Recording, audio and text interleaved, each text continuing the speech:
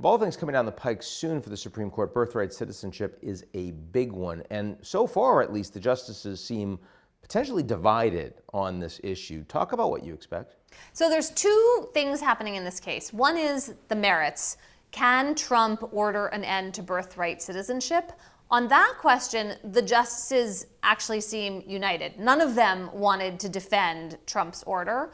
However, they are almost certainly not going to reach the merits of that question this June. What is much more likely is they are going to rule on this procedural question about whether district courts can continue to issue what we call nationwide injunctions. These orders where one judge in one courtroom says for the whole country, no, you can't do that, or yes, you can do that. Which does, on its face, seem kind of excessive, right? It does seem like a lot of power to give one district court judge. To give every district court judge. Every district court judge. And it means that if you find one who's sympathetic, then you win, or at least you get to block the government from doing something temporarily, right? So one way to think about this question is, if the president orders something, do we want the default to be that that order goes into effect? We live with it.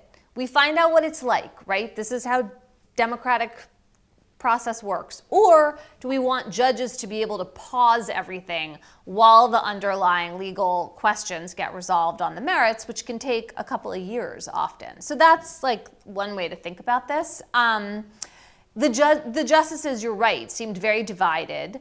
I think that we can expect they will in some way limit this power of nationwide injunctions that courts have had. And the question will be how far they dial it back. There's a kind of middle ground here where they could say, look, you still have this power, but only national injunction if that is necessary to give the plaintiffs the complete relief they need.